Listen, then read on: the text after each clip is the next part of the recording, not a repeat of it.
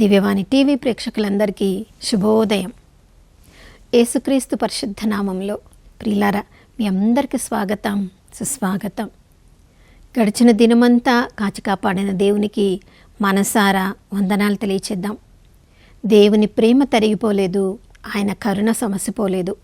ప్రతి ఉదయము ఆ ప్రభువుని ఎవరెవరు చూస్తున్నారో వారందరిపై దేవుడు తను నూతనంగా తన ప్రేమను, కరుణను, కృపను, కటాక్షాన్ని కుమ్మరిస్తానని వాగ్దానం చేసిన దేవుడు నమ్మదగినవాడు, విశ్వసనీయుడు. ప్రియులారా,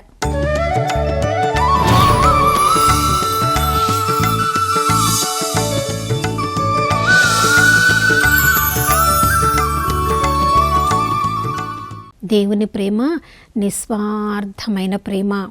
ఆయన స్వార్థపరుడైతే పరలోకాన్ని వదిలేవాడే కాదు. ఆయన స్వార్థపడైతే తన రూపంలో మనం సృజించుకునేవాడే కాదు. ఆయన స్వార్థపరుడైతే తన ప్రాణాన్ని మన ముక్కు రంధ్రాలలో ఆయన ఊదేవాడే కాదు. చూడండి, తన ప్రేమనంతా కూడా మనలో మనపై కుమరించాలని తన రూపంలో మానవుని సృజించుకొని తన ప్రేమను ఊపిరిగా మనలో ఊది ఆదికాండం 1వ అధ్యాయం 28వ వచనంలో మనం చదువుతున్నాం.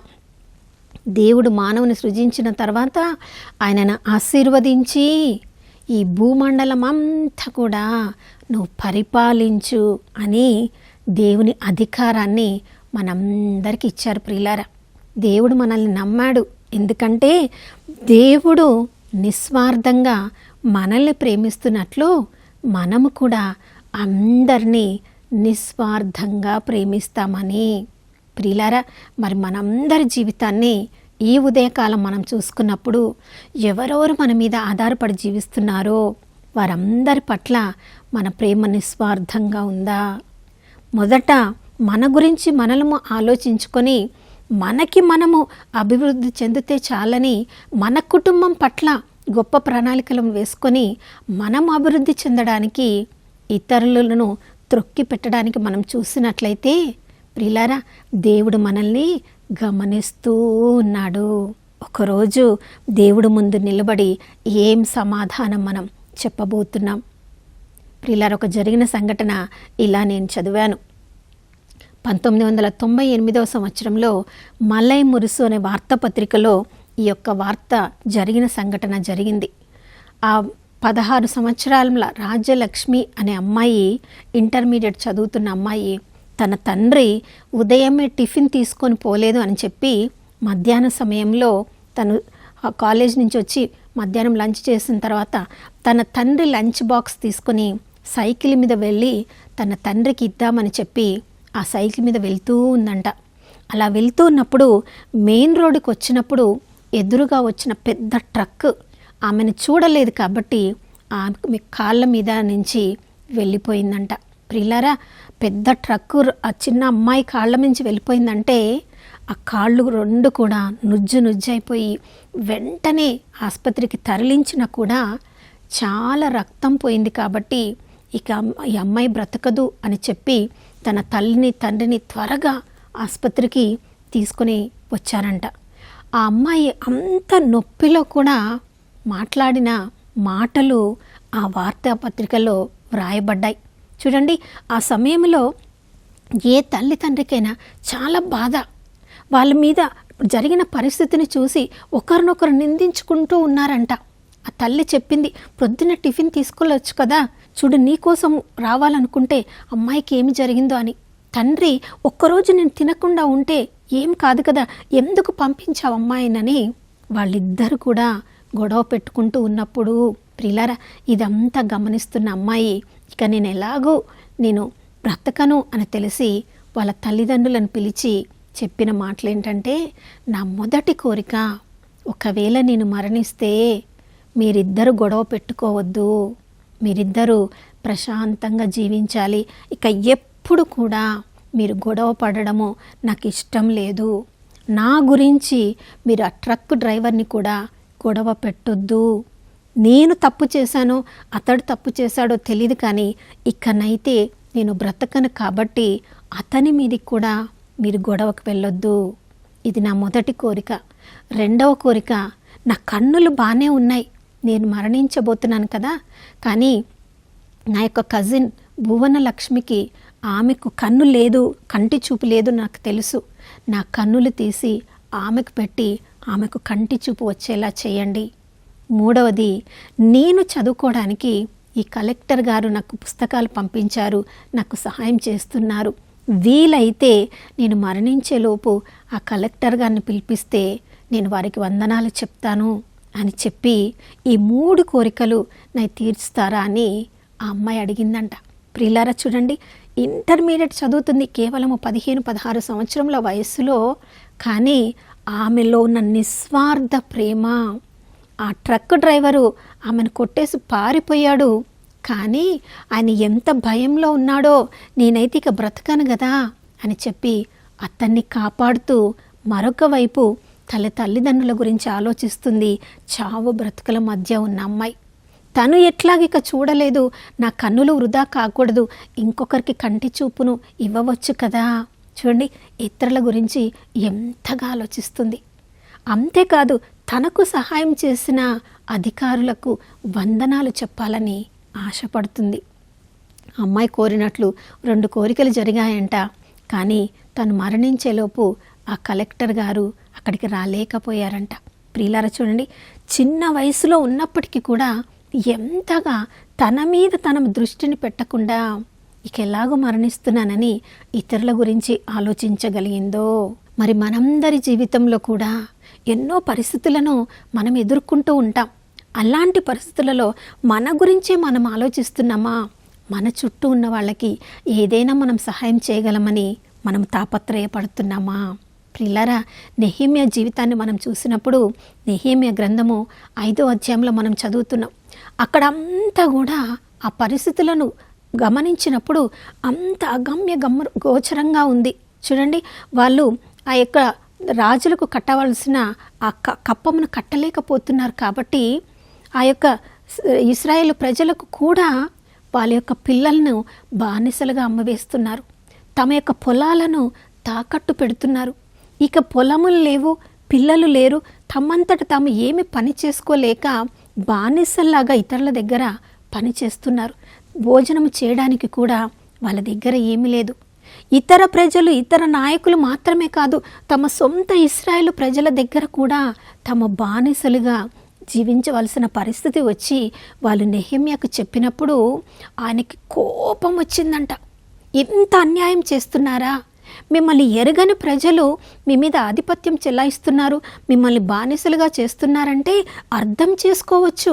కానీ మీతో ఉన్న మీ సొంత ఇశ్రాయేలు ప్రజల యొక్క బిడ్డలను, పొలములను మీరు తీసుకొని వారి మీద ఆధిపత్యం చెలాయిస్తున్నారని వారి మీద మండిపడ్డాడంట. ప్రియులారా చూడండి, నిస్వార్థ ప్రేమలో కోపము కూడా వస్తుంది. దేవుడి మీద యేసుక్రీస్తు ప్రభుల వారికి ఎంత ప్రేమ ఉంది కాబట్టి ఆ దేవాలయంలో గొర్రెలను, మేకలను అమ్ముతూ దాని యొక్క వ్యాపార స్థలంగా మార్చినప్పుడు అది చూసిన యేసు ప్రభుకి కోపం వచ్చింది. ప్రియులారా, తాళ్ళు ప్రేని అక్కడున్న వాటన్నిటిని కూడా బల్లలను పడేసి వాటన్నిటిని కూడా బయటకు వెళ్ళగొట్టి నా దేవుని ఆలయాన్ని మీరు వ్యాపార స్థలంగా చేర్చారా అని యేసు ప్రభుకి కోపం వచ్చింది. అవును ప్రియులారా, ఎక్కడైనా అన్యాయం జరుగుతున్నప్పుడు, ఎక్కడైనా దేవుని ప్రజల మధ్యలో అంత సక్కంగా లేనప్పుడు, శాంతి సమాధానం లేనప్పుడు, బానిసత్వంలోనికి చూడండి, నేత్రాస, శరీరాస, జీవపు డంబంలోనికి ఈ లోకపు ప్రజలు తమని తాము గురి చేసుకుంటూ ఉన్నప్పుడు సైతాను మీద మనకి కోపం రావాలి. అలాంటి పరిస్థితిని మనమే కలగజేస్తుంటే మన మీదే మనకి కోపం రావాలి.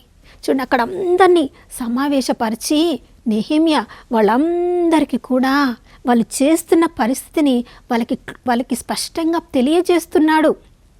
అన్య రాజులు, అన్య ప్రజలు ఆ విధంగా ప్రవర్తించారంటే మనం అర్థం చేసుకోవచ్చు. కానీ మన మీద మనమే బానిసత్వాన్ని కలగజేసుకుంటున్నాము. మన బిడ్డల్ని మనమే బానిసల్లాగా మార్చేస్తున్నాము. మనము ఎక్కువ స్థలాన్ని కలిగి ఉన్నాం కాబట్టి పొలములు కుదోబెట్టిన వాళ్ళు ఆహారం లేక వాళ్ళు అలమటిస్తూ ఉన్నప్పుడు దానికి కారణం మనమే అవుతున్నాం. ఈరోజు మనం నిర్ణయం తీసుకుందాం. ఇక ఎవ్వరు కూడా వేరే వాళ్ళని బానిసలుగా ఉంచకూడదు. ఎవరెవరు మీ దగ్గర బానిసలుగా ఉన్నారో వారందరినీ కూడా పంపించి వేయండి. వారి కుమారులను కుమార్తెలను వారికి స్వతంత్రతనివ్వండి, వారికి పొలములను ఇచ్చివేయండి అని చెప్పినప్పుడు ప్రియులారా, అక్కడ ఉన్న వాళ్ళందరూ కూడా దాన్ని స్వీకరించారు. కాబట్టి అలానే మేము చేస్తామని చెప్పి వారి దగ్గర బానిసత్వంలో ఉన్న వాళ్ళందరినీ కూడా వదిలివేశాడు. చూడండి, నెహెమ్యా తన జీవితం గురించి సాక్ష్యం చెప్తున్నాడు. ప్రియులారా, 12 సంవత్సరంలో అర్తహషస్త రాజు కాలంలో నెహెమ్యాను ఆ రాజు గవర్నర్గా నియమించినప్పుడు ఒక అధికారికి ఆ ప్రజల నుండి తన భత్యాన్ని స్వీకరించే అధికారం ఉంది. అయినప్పటికీ కూడా నెహెమ్యా ఏ రోజు కూడా ప్రజలే బానిసత్వంలో ఉన్నారు, ప్రజలే ఆకలితో అలమటిస్తున్నారు, ప్రజలకి తినడానికి లేదు, ప్రజల దగ్గర ఏమీ లేదు అని వారి దగ్గర నుంచి ఎలా నేను భత్యాన్ని స్వీకరించాలని ఏ ఒక్కరోజు కూడా భత్యాన్ని స్వీకరించకపోగా ప్రతిరోజు కూడా 150 మంది కంటే ఎక్కువ మంది నా ఇంటికి వచ్చి భోజనం చేసేవాళ్ళు. వాళ్ళందరికీ కావలసిన ఆహార పదార్థములను నేనే సమకూర్చేవాడిని. అంటే ఇతరుల మీద భారం మోపకపోగా తనకున్న వనరులను, తన సొంత వాటిని కూడా ఇతరుల కొరకు దాన్ని వాడడానికి, ఉపయోగించడానికి నెహెమ్యా సిద్ధపడ్డాడు. ప్రియులారా, ఇతరులకు చెప్పడం మాత్రమే కాదు, తన జీవితంలో చేసి చూపించాడు. ఒక అధికారిగా నేను ఇతరులను నా భత్యం తీసుకోవచ్చు, కానీ నాకున్న అధికారాన్ని నేను ప్రక్కన పెట్టేసి ఇతరుల గురించి ఆలోచించగలిగినప్పుడు ప్రియులారా, దేవుడు అతని జీవితంలో ఏది కూడా కొలత కాకుండా, ఏది కూడా తగ్గింపు కాకుండా అన్నీ కూడా దేవుడే సమకూర్చాడు. అదంతా కూడా నమ్మకపాత్రుడిగా చేసిన తర్వాత 5వ అధ్యాయం చివరిలో చెప్తున్నాడు, ప్రభా ఇంత మంచి మనసు నాకు ఇచ్చింది నీవేనయ్యా, నేను ఇది చేసింది మాత్రము నువ్వు గుర్తుపెట్టుకుంటే చాలు, ఎందుకంటే నాకు ఏ సమయంలో ఏది అవసరమో నీకు తెలుసు. నేను ఇతరుల పట్ల ఎలా నిస్వార్థంగా ప్రవర్తించానో నీవు గమనిస్తే చాలు, నా అవసరమైన సమయంలో నీవు నాకు కావలసిన అన్ని కూడా నీవు సమకూరుస్తావని దేవుడి దగ్గర ప్రార్థన చేస్తున్నాడు. నా ప్రియ సహోదరుడ సహోదరి, ఈ ఉదయకాలంలో దేవుడు మనకి కూడా ఎన్నో వనరులను ఇచ్చాడు. మనల్ని కూడా ఒక కుటుంబంలో, ఒక వ్యవస్థలో, మనం పనిచేసే స్థలంలో మనల్ని అధికారులుగా కూడా ఉంచవచ్చు. దేవుడు మనకిచ్చిన దాన్ని నిస్వార్థంగా మనం ఇతరుల కొరకు వాడడానికి సిద్ధపడుతున్నామా? ఎప్పుడైతే నా ప్రతి పరిస్థితిని నన్ను అర్థం చేసుకుని నాకు కావలసిన అన్ని కూడా సమకూర్చేది దేవుడు అని దేవుని ప్రేమ మీద మనం ఆధారపడినప్పుడు ప్రియులారా, అవసరంలో ఉన్న ప్రతి ఒక్కరిని కూడా ఆదుకోవడానికి మనం సిద్ధపడతాం. ఎవరెవరైతే బానిసలుగా తమ నేత్రాశలో, శరీరాశలో, జీవపు డంబంలో, రకరకాల వ్యసనాలలో ఉన్నారో ప్రియులారా, వాళ్ళను కూడా అర్థం చేసుకుని వారికి సహాయం చేయడం ద్వారా వాళ్ళు ఎలా అందులో నుంచి బయటికి రాగలరో వివిధ మార్గములను చూపించడం ద్వారా, వారి కొరకు సమయాన్ని వెచ్చించడం ద్వారా, మనకున్న తలాంతులను వెచ్చించడం ద్వారా బానిసత్వంలో జీవిస్తున్న వారి యొక్క జీవితాలకు దేవుని కృపలో మనకుచ్చిన తలాంతుల ద్వారా వారికి విడుదలను కలిగించవచ్చు. అప్పుడు దేవుడు బల నమ్మకమైన దాసుడా అని నెహెమ్యా అని చెప్పినట్లు మనల్ని కూడా చెప్తారు. మన అధికారాన్ని ఇంకా పెంపు చేస్తారు. 5 పట్టణాలకు నువ్వు నమ్మకమైన వాడుగా ఉన్నాడు కాబట్టి ఇంకా 5 పట్టణాలను నేను నాయకుడిగా చేస్తానని చెప్పినట్లుగా ప్రియులారా, మన యొక్క అంతస్తును ఆత్మీయతలో ఈ లోకంలో కూడా పెంచడానికి మన జీవితాన్ని దేవుడు గమనిస్తూ ఉన్నాడు. మరి నిస్వార్థంగా ఇతరులను అర్థం చేసుకోవడానికి ఈ ఉదయకాలంలో కావలసిన కృపను అనుగ్రహించమని ప్రార్థించుకుందాం. నాతో కలిసి ప్రార్థించండి. పరిశుద్ధుడైన దేవానికి స్తోత్రములు తండ్రి. అయ్యా, నీవు నిస్వార్థంగా ఈ లోకంలో మా కొరకు జన్మించావు, మా కొరకు జీవించావు, మా కొరకు మరణించావు. ఇప్పుడు తండ్రి కుడి ప్రక్కన కూర్చొని మా కొరకే ప్రార్థన చేస్తున్నావు. యేసయ్య, నీది ఎంత గొప్ప నిస్వార్థ సేవ, ప్రేమ అయ్యా.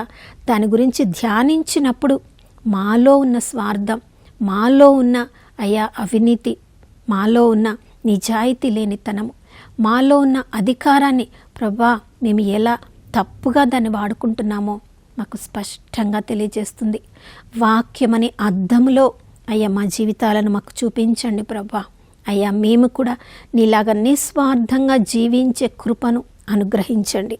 అయ్యా ఈ లోకంలో ఏది కూడా మాకు సొంతము కాదు. ఇతరులను అర్థం చేసుకుని ఇతరులకు సహాయం చేసింది మాత్రమే పరలోకంలో గుర్తించబడుతుంది ప్రభా. పరలోకంలో మేము బహుమానం పొందడానికి ఈ లోకంలో నిస్వార్థంగా మాకున్న అధికారాన్ని అన్నిటిని కూడా నాయనా మీ యొక్క కొరకు మీరు మాకు అనుగ్రహించిన మా తోబుట్టువులు, మా సంఘ సభ్యులు, మా సమాజంలో ఉన్న వారందరి కొరకు కూడా వాడడానికి మంచి మనసును మాకు అనుగ్రహించమని యేసయ్య నామములో అడిగి వేడుకొనిచున్నాం తండ్రి, ఆమేన్. అవును ప్రియులారా, ఇతరుల పట్ల మనం నిస్వార్థంగా ప్రవర్తించినప్పుడు అప్పుడు అది గమనించిన దేవుడు తగిన సమయంలో మనం ఊహించని విధంగా మనకు ఆశీర్వాదాన్ని ధన్యులంగా మనల్ని మారుస్తారు. ఆ గొప్ప అవకాశం కొరకు ఈరోజంతా ప్రయత్నించుదాం. మరొక నూతన శుభోదయంలో మనం అందరం కలుసుకునే వరకు దివ్యవాణి టీవీని వీక్షిస్తూ ఉందాం. ఇమ్మానుయేలు, దేవుడు మనతో ఉన్నారు.